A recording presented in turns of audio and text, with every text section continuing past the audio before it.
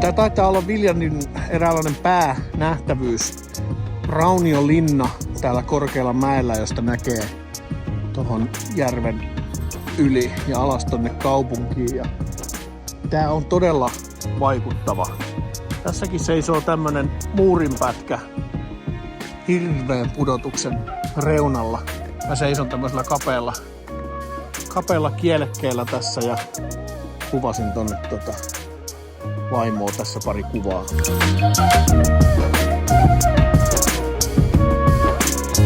Viljandin kuuluisin nähtävyys. Ritarilinnan rauniot ovat näyttävä ja mielenkiintoinen käyntikohde ihan kävelymatkan päässä Viljandin keskustasta. Tämän linnan rakentaminen alkoi jo vuonna 1224 ja jatkui siitä miltei 300 vuotta aina 1500-luvun alkuun. Linna oli hyvin merkittävä keskus ja puolustuslaitos, joka raunioitui nimenomaan käytyjen taisteluiden vuoksi. Se oli näyttämönä Ruotsin, Puolan ja Venäjän välisissä sodissa, joiden jäljiltä pystyyn jäävät vain nykyiset rauniot. Syvät vallihaudat ja linnan pihat muuttuivat sittemmin viljandilaisten virkistysalueeksi jo toistasataa vuotta sitten. Ja sitä varten alueelle rakennettiin muun muassa kaunis riippusilta. Linnan rauniot toimivat myös Viljandin kansanmusiikkifestivaalien päänäyttämönä ja juhlapaikkana. Näitä juhlia emme päässeet todistamaan, vaan tulimme sinne juuri päivää niiden jälkeen. Ja Johanna sen tässä huomautti justiin, että jos tää olisi Suomessa, niin täällä olisi hirvittävät kieltokyltit joka paikassa. Mutta nyt ollaan lähempänä Keski-Eurooppaa ja luotetaan ihmisiin, joten pääsee kiipeilemään mitä kummallisimpiin paikkoihin. Sillä tavalla.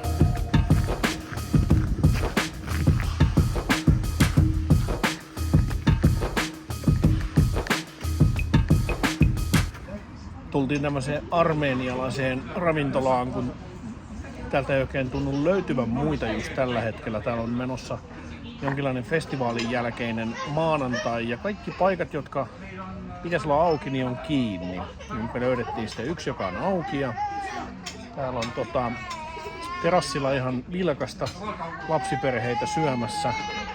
Me otettiin olut ja siideri, mutta me tuskin jatketaan täällä, koska yllätys, tää oli cash only. Ja eihän mulla nyt ole 20 taskussa.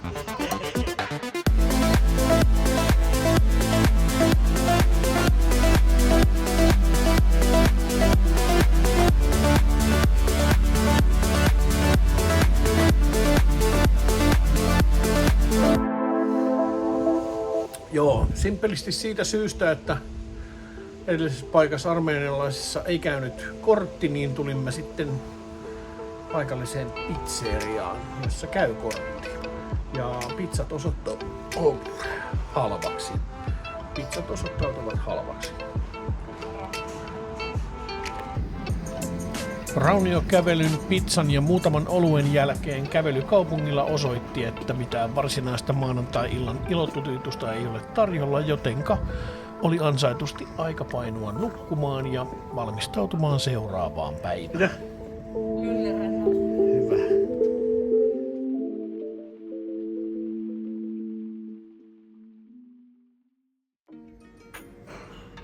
Aamupalahan se on paras huomen, mitä suomalaisille voi toivottaa, ja Viljandin Park-hotellissa tämä onnistui aivan erinomaisesti. Energiavarastot päivän retkeä varten oli miellyttävä tankata tyylikkäässä ja rauhallisessa ympäristössä. Se on tiistai-aamupäivä nyt, eli tokapäivä. Ensimmäinen aamu Viljandissa ja lähdettiin kävelylle tähän rantaan, ja tämä rantahan näyttää paratiisimaiselta. Tässä on siis ihan tässä muutaman 100 metrin säteellä on tenniskenttiä, urheilukenttää, beachvolleykenttää. Tässä on useampi paikka, jossa päästä uimaan tuohon järveen, hyppytornia, venevuokrausta, suppivuokrausta, lasten leikkipuistoa. joten siis hyvin vähän mitä täältä puuttuu. Ainoa mikä puuttuu just tällä hetkellä, kun kello ei vielä puolta päivääkään, niin rantakahvila tossa on kiinni. Just nyt olisi tehnyt mieli ottaa yksi huurteinen limonaadi tässä näin, mutta se ei ole just nyt mahdollista. Mutta täytyy sanoa, että kuitenkin antoisa kokemus tää ranta. Voisin kuvitella helposti tulevani tänne vaikka lasten kanssa käymään. Tosin ne lapset ei lähde enää tämmöiselle reissuun.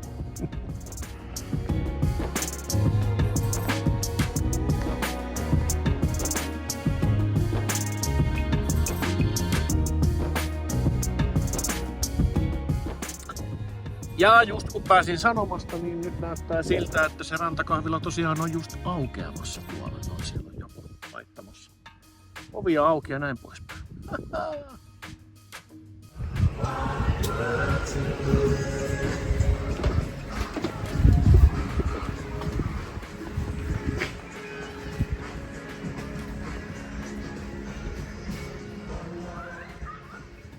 Rouva sai siinä justiin kokiksen, Zero-kokiksen eteen ja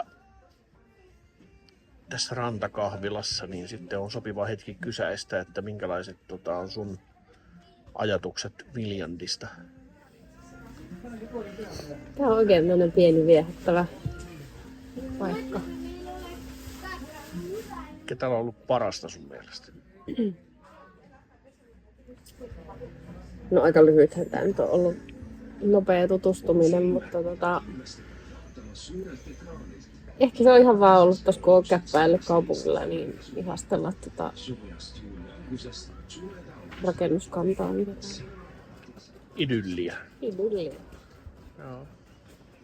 Kyllä, olen samaa mieltä. Voisi hyvin nähdä, että jos se olisi niinku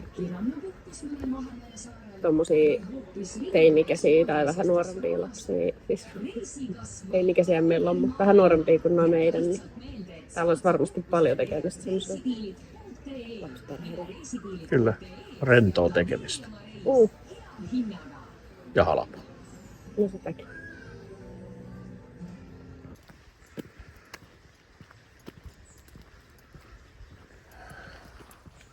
Tässä on vielä pari tuntia junan lähtöön aikaa, mutta me lähdettiin kävelemään sinne päin. Otettiin tämmönen maisemareitti tuosta rannalta. Katsottiin karttaa täältäkin päin sinne pääsee. Se vähän kiertää, mutta näytti kiehtovalta. Ja nyt tuossa yläpuolella on se iso linnanvuori. Me eilen katteltiin tuolta ylhäältä tätä reittiä jo, että näyttää kiinnostavalta. Nyt siis kohta kokeillaan, katsotaan. Mitä tää on? Tultiin tämmöiseen risteykseen ja lähdetään kumpaan suuntaan. No niin, mennään sinne sitten.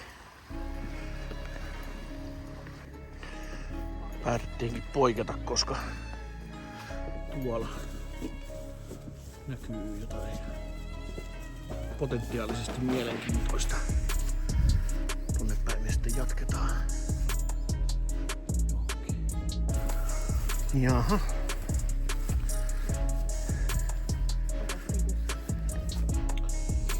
$1900 jotain. Onko se tuossa 1906? Jotakin. 45 ihmistä vai? Joo. No jotain siinä on tapahtunut. Tästä löytyy aika tämmönen tiheä ja synkähkö metsä ihan vierestä. Jotain taikoja täällä on varmaan tehty. Ja synkkähän se historia oli. 45 ihmistä teloitettu siinä ilman oikeuden päätöstä. Ja sitten löytyi tämmönen ihme täältä kuin hiihtohissi. Ihan yhtäkkiä. Menee tonne ylös. Eli täällä voi harrastaa myös talviurheilua. Tämähän oli jännä. Ja siinä on jonkinlaisia alppimajoja. Ja samassa rinteessä näyttää olevan frisbee golf rataa myös täällä näin. Aika monipuolisesti löytyy tästä kylästä kaikkea harrastettavaa. Käveltävää ainakin riittää.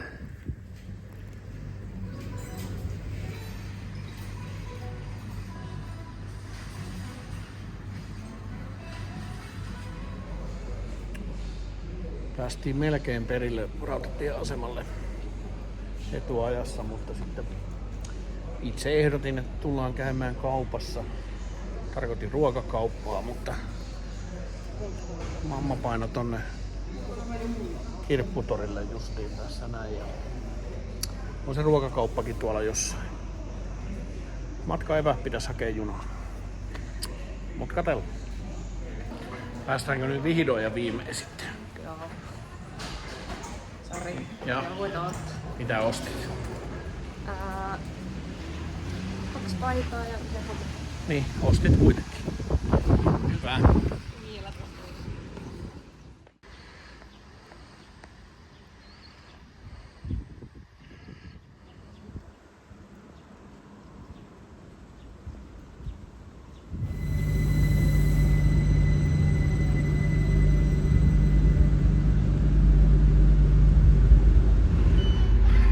Lähtöjuna hörsköttää tuossa vieressä ja tässä on lähtöön nyt vielä 3 varttia aikaa, mutta melkein tässä vaiheessa voi todeta, että tää reissu on niin kuin nähty niiltä osin kun tänne lähettiin, eli lähettiin katsomaan virolaista junaliikennettä ja sitten toisaalta tutustumaan tähän uuteen kaupunkiin, Viljandiin tänne näin ja kaikin puolin miellyttävä kokemus täytyy sanoa. Hotelli oli hyvä, matka oli hyvä, juna oli hyvä, ruuat on hyviä. Ja siis me ollaan nyt oltu reissussa vähän reilu vuorokaus. Yhteensä tää on tämmönen 1,5 vuorokauden reissu, niin käytettyyn aikaa ja rahaan nähden tää on aivan loistava keksintö. Sillain. Jotta kiitoksia. Seuraavaksi nähdään seuraavalla kerralla.